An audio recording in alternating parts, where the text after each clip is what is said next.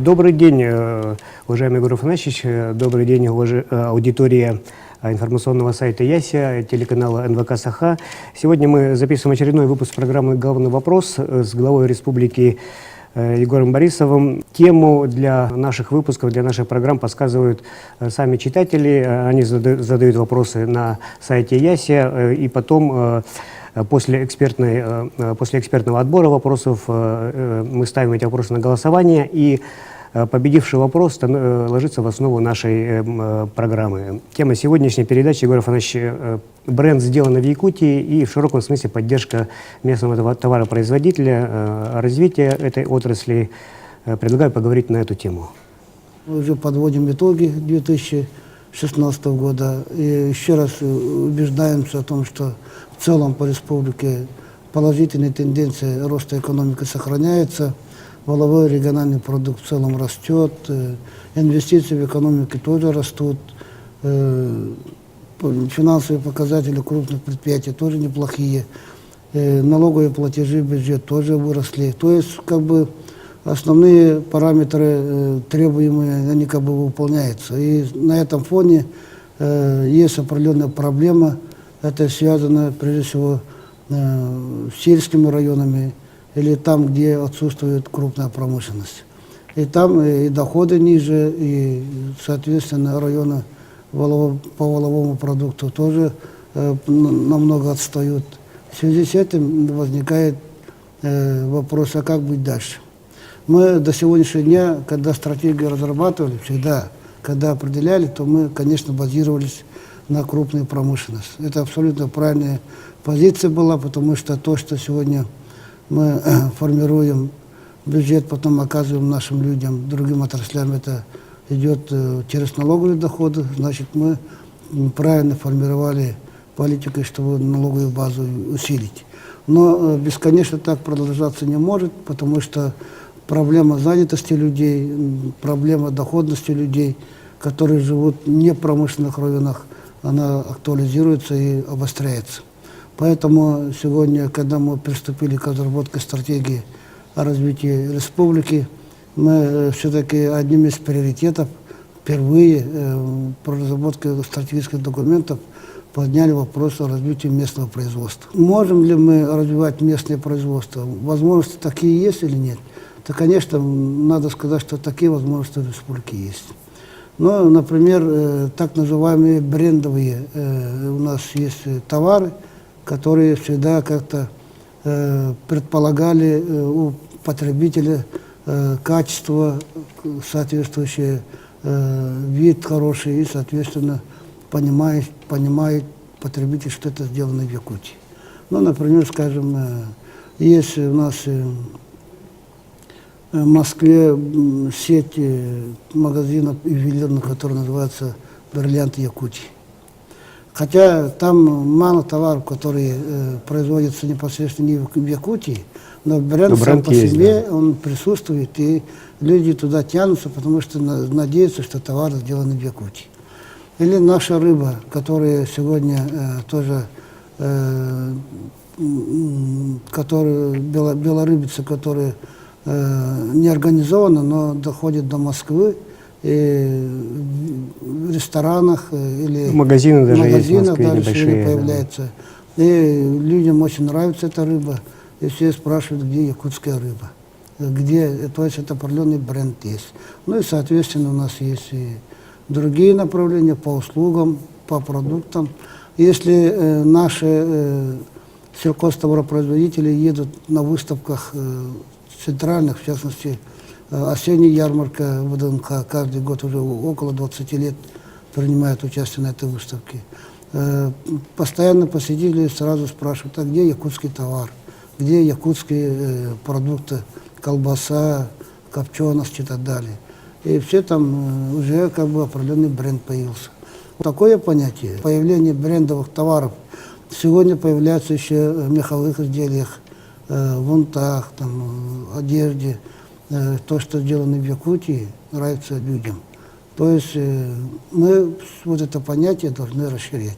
И, соответственно, сегодня, когда мы уже в стратегическом плане принимаем на себя ответственность за развитие местного производства, Мы, конечно, в первую очередь должны развивать такое понятие, как бренд Якутии. Ну вот общий бренд сделан в Якутии, его развитие бренда заложено в стратегии социально-экономического развития республики до 30 года. Об этом вы сказали в своем послании парламенту и общественности республики. Вот несколько слов об этом, Игорь Афанасьевич. Сегодня, к сожалению, местные товаропроизводители производят только 3,5% того потребляемого общего объема товаров. Это очень мало. С другой стороны, как я сказал, что особенно в сельской местности мы видим, что есть определенная проблема безработицы. Мы знаем, что в сельской местности, если ты с утра проснулся, ты должен думать, чем заниматься и как зарабатывать себе на жизнь. Вот это условие сегодня мы должны создать. И поэтому, когда в стратегии разрабатывали, когда определяли приоритеты, мы все эти приоритеты видели через призму человека. То есть мы говорим, что есть якутянин, который должен жить и в 21 веке. Какой он продукт должен производить, какие доходы должен получать, как он должен все это реализовать и, соответственно, создать условия качественного обслуживания этого человека, получения образования, культуры.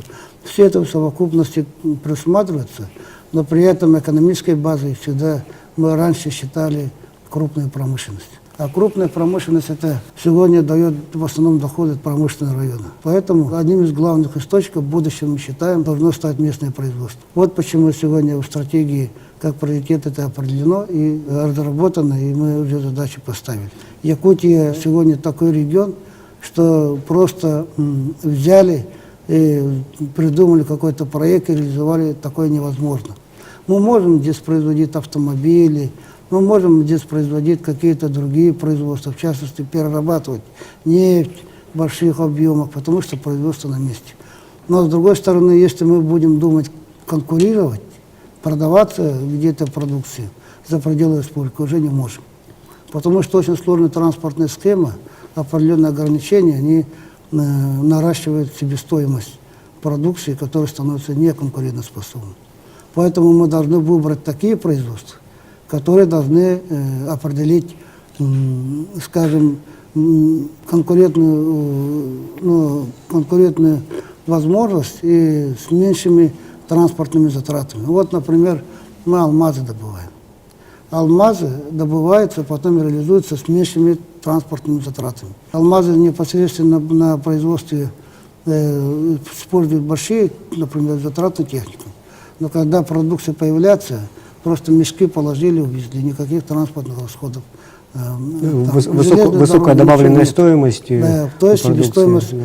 Вот примерно мы должны выбрать такое направление. Вот, например, наши ребята сегодня очень хорошо занимаются производством, скажем, используя продукцию, используя информационные технологии. Айтишники, так называемые. Они производят кинофильмы, игровые программы, непосредственно программы. Их же не надо возить на автобусах, на самолетах, на поездах, на автомобилях, а их просто на рынке можно продавать уже сидя дома. Поэтому вот такие дороги, такие пути мы должны искать. Таких возможностей в Якутии, я думаю, много. Вот почему правительство сегодня получило задание не только разрабатывать стратегию, не только туда заложить, уже начиная с 2017 года заниматься этой проблемой. Вот, Игорь Афанасьевич, одно из самых известных предприятий местной промышленности – это концерн «Сахабулт». 24 года предприятие работает на рынке.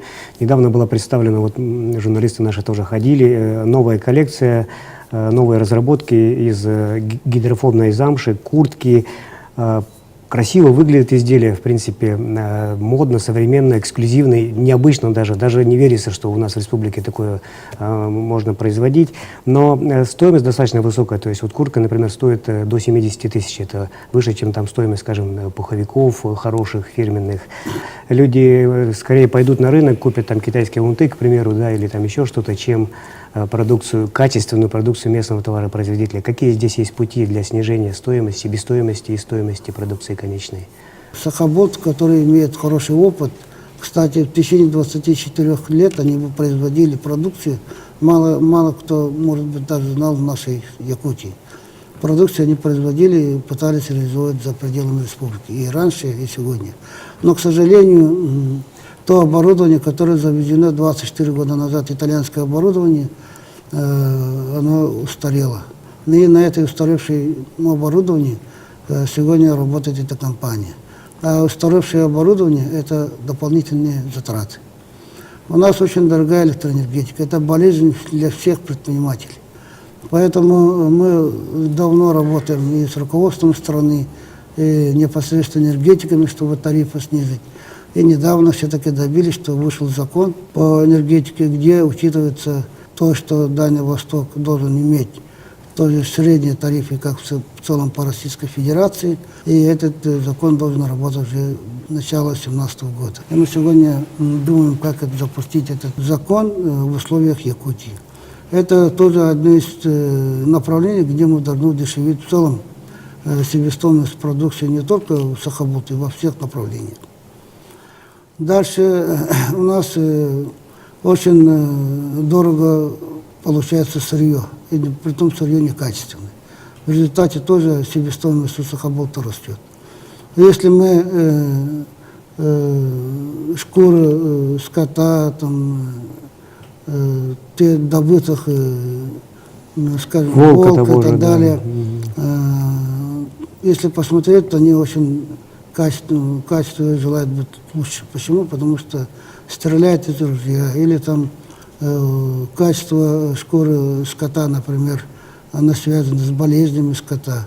И в результате из большого объема получается очень маленький объем, из шкуры очень маленькая кожа. Поэтому это все лежит на себестоимость. Поэтому нам придется, начиная от сырья, качества сырья, удешевлением тех составляющих, это имеется в виду энергетику, улучшение технологий. Все это, если проведем, то, я думаю, Сахабут будет проводить, с одной стороны, качественную продукцию. Объемы производства у них небольшие, поэтому они правильно настроены на эксклюзивные товары, а не на массовое производство. Поэтому здесь мы будем поддерживать. И в прошлом году мы обращались в Министерство промышленности Российской Федерации, чтобы получить поддержку из Фонда промышленности Российской Федерации. Очень много мы работали с этой заявкой, но, к сожалению, мы не удовлетворили требования этого фонда и не смогли получить соответствующие ресурсы поддержки. Но мы, когда говорим о принятии каких-то стратегических задач, то мы с себя в республике должны создать определенную финансовую основу. Потому что декларировать, заявлять – это одно, а поддержать непосредственно, каким-то образом помочь – это дело другое. Вот этим мы будем заниматься. Ну вот, смотрите, что получается. Меховые изделия, которые мы одеваем, это имеется в виду унты, это имеется в виду обувь наша. Годовая потребность производства, или мы то, что потребляем, 41 тысяча пар. Но только очень мизерную долю производства. Поэтому, конечно, заходит Китай и делает дешевые, некачественные. Надо взять в свои руки, регулирование производства, сбыт. Все надо заново посмотреть и заново заниматься, чтобы и отбивать наших конкурентов на базе улучшения качества, удешевления производства. Вот одной из мер поддержки, Игорь Афанасьевич, стало ваше поручение правительству применить со следующего года в течение 3 лет новую ставку по упрощенной системе налогообложения, снизив ее до 3%. На какой эффект вы и правительство рассчитываете для малого и среднего бизнеса? Ну, это достаточно противоречиво сегодня. Мы на последнем координационном совете, заседании Координационного совета по предпринимательству при главе республики встречались с предпринимателями. Но надо дать должное, что предприниматели в последнее время все-таки научились более конструктивно ставить свои вопросы. Раньше больше, наверное, занимались, скажем, определенными только заявлениями, то сегодня разговор уже идет предметный. И я давал поручение правительству Республики Саха-Якутия внести проект закона об уменьшении по упрощенной схеме с 6% до 3% налоговых платежей для малого и среднего бизнеса. И это тем, кто занимается производством и оказанием услуг, кроме торговли. Но и по торговле можно подумать. Но есть один вопрос, это местные бюджеты теряют определенные доходы от бизнеса. И они объясняют нам, чтобы те выпадающие доходы, которые есть в бюджетах местных, они должны компенсироваться. Такое поручение правительство тоже получило. Поэтому я думаю, в 2017 году, даже в начале, мы такой закон примем. Примем и решим этот вопрос. Мы давно говорим о том, что предпринимательство в Якутии работает в условиях сложных. Это не средняя полоса Российской Федерации, это не южные части, а это север, это Арктика, со своими расходами дополнительными, со своими сложными климатическими условиями. Поэтому поддерживать мы обязаны. Мы эту политику всегда держали и держим. Там не только налоговая поддержка, там и бюджетная поддержка есть. По имущественному комплексу есть определенная поддержка, по удешевлению арендных платежей. То есть разные направления комплекс мер, используются, да, меры. Но при этом добиться того ощутимого результата, который мы хотели бы иметь, пока нет. Хотя объемы последние годы наращиваются. Сегодня наши предприниматели, малый и средний бизнес, производят примерно около 30%, скажем, производства нашего республиканского. Но при этом доходы у них намного ниже, чем хотелось бы иметь. Поэтому сложности есть, сложности будут, но мы должны все это преодолевать.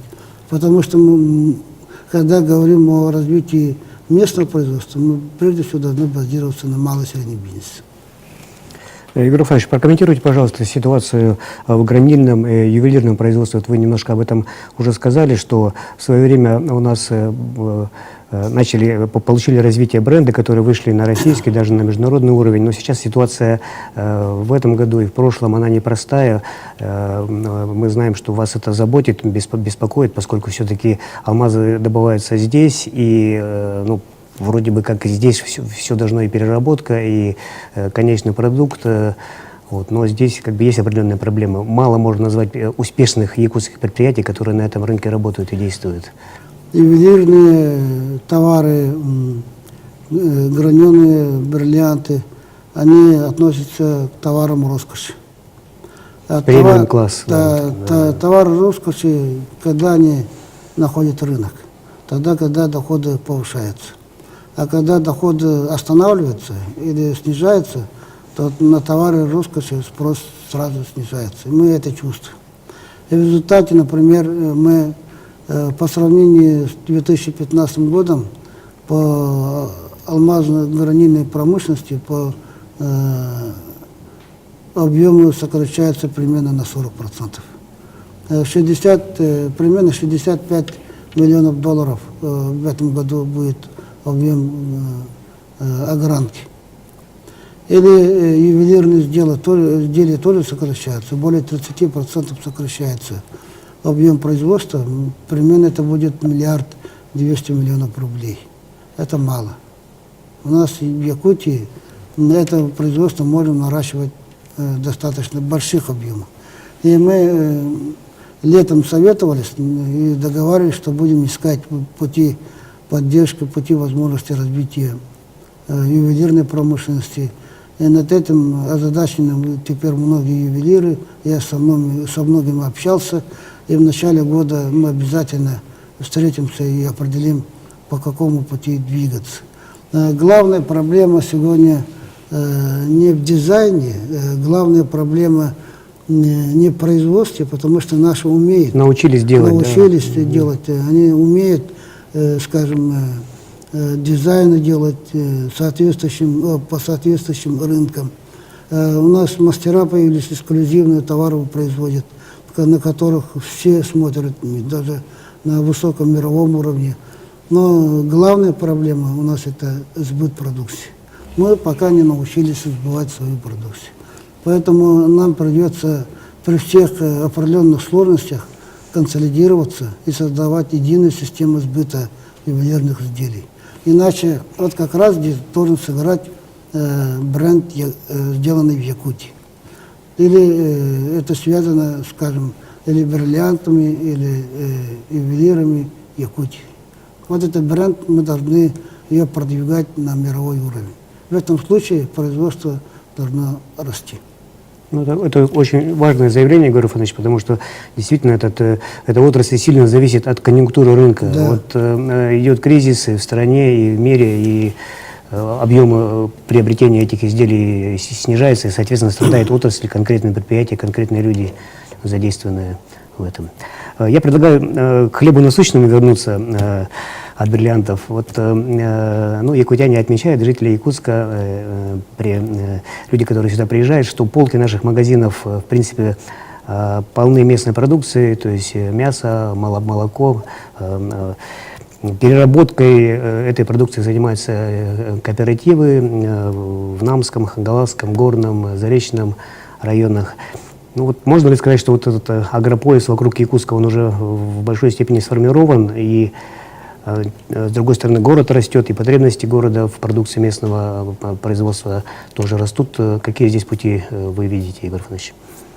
Перерабатывающая промышленность на базе нашего сельского хозяйства не состоялась. Наши люди уже научились делать любую продукцию, притом с хорошим качеством и на мировом уровне. Свидетельства тому очень много я могу привести. Это участие на международных выставках, на российских выставках. Это в Китае, в Германии, в Корее и в других странах. Или ежегодное участие ВДНХ на ярмарку российскую, где якутские товаропроизводители являются самыми желаемыми участниками, потому что я каждый год персонально получаю приглашение министра сельского хозяйства. Обязательно отправьте, обязательно организуйте. Мы научились это делать. И наша продукция котируется. Котируется и среди простых людей, или среди даже руководителей. Вот недавно ко мне подошел губернатор Липецкой области Королев и говорит: Егор Иванович, у вас, говорит, хорошую продукцию производят. Я говорю: откуда вы узнали? Да, мои земляки, говорят, там колбаска хорошая, жеребятины делают. Но, говорит, можешь угостить? Ну, я вот взял очередную командировку. С собой. Колбасу, Сыровяленой, да? Копчености жеребятины. Потом он позвонил, говорит: просто прелесть, прекрасная вещь. Можно организовать поставку? В Липецкую область. Липецкую область. Можно организовать? Да, но, понимаете, вот это показывает тот уровень переработки нашей продукции. Наши ребята научились это делать. Перерабатывать, упаковывать. Да, и упаковывать, и хранить, и этим мы должны заниматься и дальше. То есть с этой точки зрения я не вижу проблем. То есть мы умеем ли делать конкурентную продукцию с продукцией сельского хозяйства? Можем сегодня уже уверенно говорить, да. Но при этом возникает вопрос, об каких объемах, и насколько это много, мало, насколько это возможно. К сожалению, мы не можем сегодня создать пока условия переработки всей продукции, которая производится на территории Якутии. Это не только мясные, но и молочные мы делаем. Смотрите, наша молочная продукция уже имеет определенные бренды. Вот, скажем, вообще сельскохозяйственная продукция в Якутии имеет свои собственные бренды.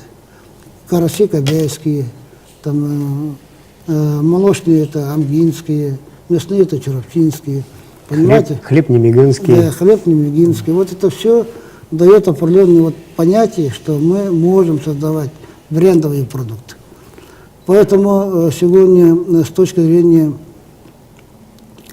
переработки. Нам просто надо поддержать наших товаропроизводителей, на кооперативной основе создавать перерабатывающие предприятия дальше, или поддержать тех крупных частных предприятий, которые уже сегодня нашли свою нишу, рынок.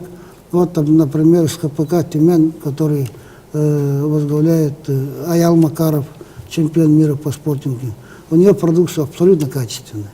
Или другие предприятия, типа «Скиф», вот, кооперативы в районах, там, тоже Амгильский кооператив, тоже Намский кооператив. Они же умеют все это делать.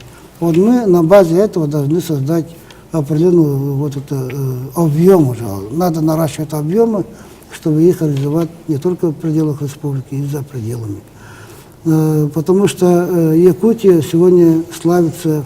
Почему славится вот там, где вот продаются? Вот, ну, Липецкая область же много производит сельскохозяйственной продукции. Но при этом мы должны понимать, что все-таки везде воспринимается, что Якутия производит экологически чистую продукцию. Сегодня понятие экологически чистое, оно становится самым таким брендовым, самым востребованным продуктом. Поэтому есть над чем работать, и будем дальше двигаться. Есть вторая проблема, это, конечно, себестоимость производства сельскохозяйственной продукции, хранения сельскохозяйственной продукции. Ну и сегодня мы надеемся, что люди поняли, что можно доходы получать, и потихоньку сегодня молодежь появляется в сельской местности, начинает заниматься сельскохозяйственным производством. Это очень отрадно, потому что уже они начали чувствовать, что можно в конечном итоге получать вот такую хорошую продукцию. Ну, вы уже так вот даже не без гордости сказали, что есть крупные частные предприятия. Это же очень важно. Ну, конечно. В этой сфере.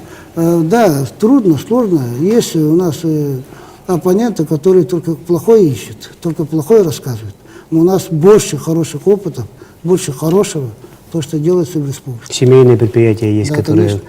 задействованы. Предлагаю перейти к теме туризма, внутреннего туризма, въездного туризма. В 33 километрах в окрестностях Якутска на Табагинском мысе заложена туристско-рекреационная зона, кластер «Северная мозаика». Недавно прозвучала критика из уст ОНФ, да, по поводу того, что там в чистом поле, там дорога, непонятно что, мол, развитие идет не очень. Вот как бы вы это прокомментировали, и когда комплекс заработает на полную мощность, потому что мы-то знаем, что работы там ведутся, что инвесторы туда постепенно заходят. И правильно, что начали это с дороги, с инфраструктуры. У нас же обычно делается, сначала объекты поставят, а потом к ним что-то начинают подводить. Да? Здесь, может быть, наоборот, делается все по уму, но почему-то тут идет тоже критика. Когда этот объект будет запущен, и как он вообще повлияет на развитие внутреннего туризма, въездного туризма, и как вы вообще оцениваете состояние этой отрасли? Когда говорим о тех производствах, которые связаны с производством товаров, но мы еще не должны забывать и производством услуг. Сфера услуг, да. А туризм, прежде всего, связан именно с услугами. И в туризме у нас резервов очень много. Все сегодня туризму и Якутии предполагают большие перспективы, потому что это неизученный край, незнакомый край. И самое интересное, это абсолютно привлекательный с точки зрения природных ресурсов. Это край, который бесконечно может удивлять людей, в зависимости, где находится человек. Или это в Баймаконе, или в Тиксе, или на центральной Якутии, север, на тундре. Везде можно просто удивляться. То есть это земля, это край, где сконцентрированы все явления, которые происходят на планете Земля. Здесь и молодые горы, и старые горы, великие реки. Только тропиков нет, да, субтропики есть. У нас, если вы летом окажетесь в Алекове или в Ленске, вы там увидите субтропики. Похоже. Почувствуете, под плюс 40 градусов. Это тоже есть. Песчаные барханы есть у нас, все есть. Поэтому люди же, чтобы поискать это песчаные барханы, горы, реки, они же ездят по всему миру. В один год в одно направление, в другой год в другое направление. А здесь увлекательность в этом заключается. С другой стороны, такого холода нигде нет. Чтобы я недавно был в Японии, в составе делегации Владимира Владимировича Путина. И там японцы все время спрашивают, как вы живете там, как вы выдерживаете это холода. Я говорю, ну запросто приезжайте. Они говорят, да, мы очень хотим приехать. Организуйте там прямые рейсы. Но если... Поэтому Якутия с точки зрения развития туризма имеет очень большие перспективы. Теперь потихоньку каждым годом растет въездной туризм. Мы о выездном туризме пока не говорим. Для нас этой проблемы нет. Наши люди, если доходы соответствуют, путешествуют да, везде, они путешествуют, да. ездят и внутри республики, и по Российской Федерации, за рубежом. А вот въездной туризм у нас потихоньку растет. За год выросло на 30%. 31%. Это очень большой рост. 200 тысяч человек посетило. Это же хорошо? Хорошо. Я даже летом узнал, что, оказывается, были туристы с Новой Зеландии. А знаете, Новая Зеландия где находится? На том конце... Да. Рядом с Австралией. Рядом с да. южнее Австралии, так скажем. Да. Оттуда приехали и видели наши реку Лена.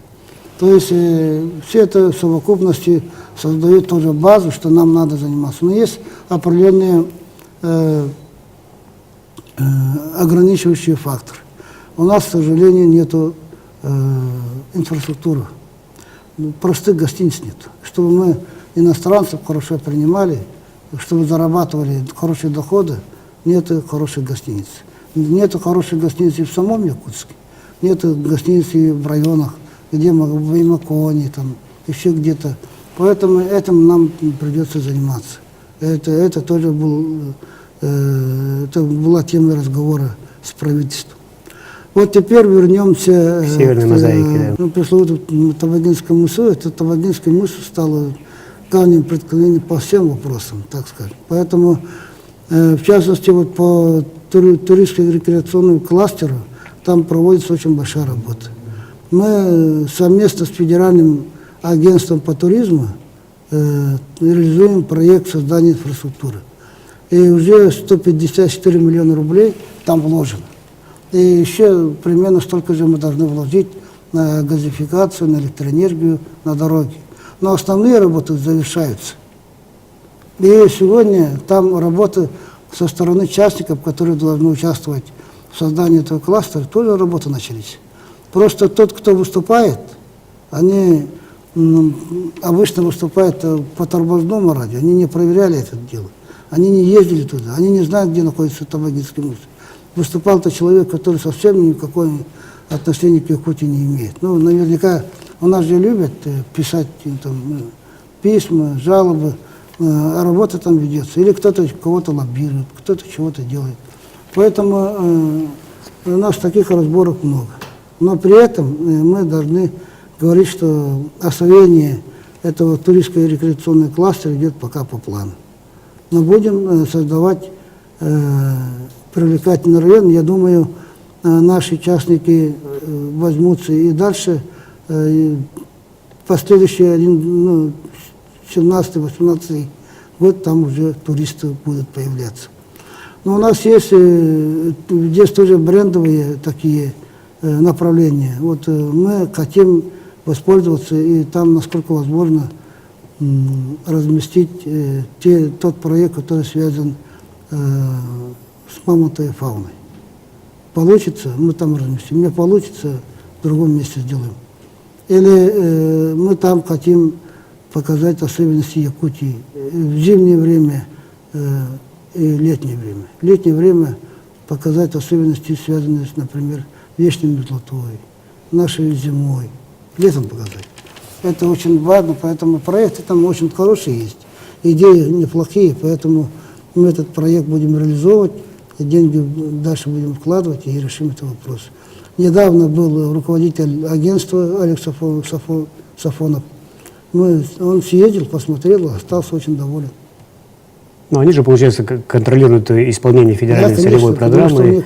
Вопросов не было. Есть участие финансирования, и они сказали, что там работа в абсолютно правильном направлении проводится.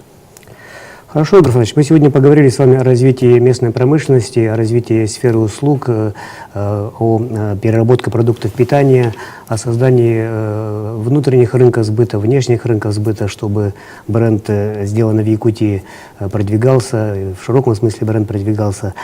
Но, пользуясь случаем, мы записываем нашу программу накануне Нового года.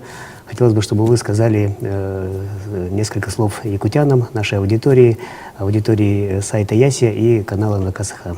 Мы сегодня обсудили очень важную тему. Она очень нужна людям.